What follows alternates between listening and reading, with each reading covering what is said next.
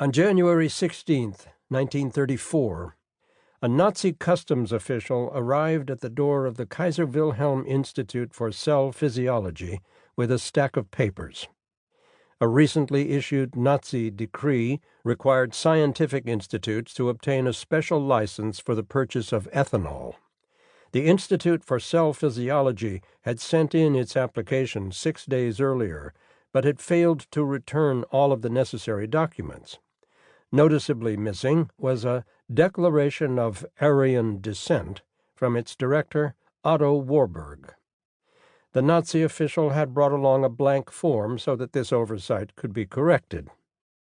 Like most of the other scientific institutes of the Kaiser Wilhelm Society, the Institute for Cell Physiology was located in Dahlem, a quiet neighborhood of elegant villas in the southwest corner of Berlin. Though connected to the city by train, Dahlem, sometimes called the Oxford of Germany, was a small world unto itself, home to a significant portion of the greatest scientists alive. In the years before the Nazis came to power, it would have been hard to walk from one end of Dahlem to the other without bumping into a Nobel laureate. Otto Warburg himself had won the Nobel Prize only 3 years earlier. He was considered by many to be the greatest biochemist of his generation. Standing on the doorstep of Warburg's Institute, the Nazi customs official, Mr. Tesch, was likely wearing the uniform of his office, with a green swastika-adorned sash visible on the sleeve of his long wool coat.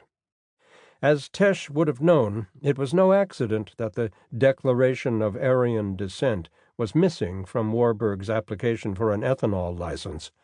Warburg may have been the most famous Jewish name in all of Germany. Though best known as the family behind the legendary Hamburg-based M.M. Warburg and Company Bank, the Warburg influence extended beyond finance. Members of the family were leading scholars, artists, and philanthropists, a veritable German-Jewish aristocracy in a country that, long before Hitler, had severely restricted the place of Jews in public life.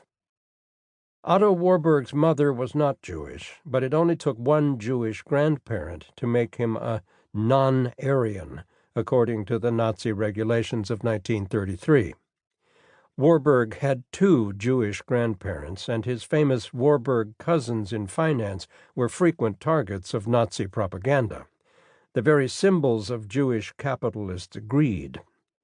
Given that Warburg also lived with a male servant rumored to be his homosexual partner, he had as much reason to fear the Nazis as almost anyone in Germany.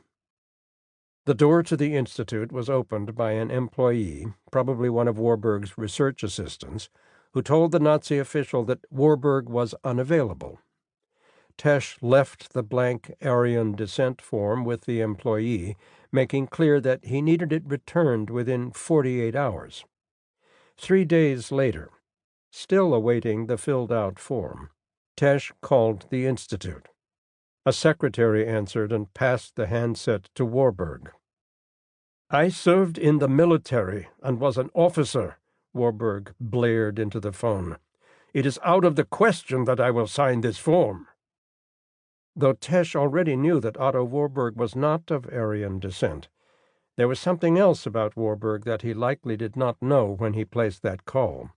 Whether Warburg was the greatest biochemist of the era was debatable, but he was almost certainly the most self-important biochemist who ever lived. As a colleague put it, measuring arrogance on a scale from 1 to 10, Warburg rated 20. Warburg was so enamored with himself that he once refused even to be photographed with a group of scientists he deemed beneath him, and a number of the scientists in the group were Nobel Prize winners. For someone entirely convinced of his own greatness, the idea of Nazi lowlifes telling him which chemicals he could and could not order was almost unthinkable. As Warburg once put it to his sister, "Ich war vor Hitler da." I was here before Hitler.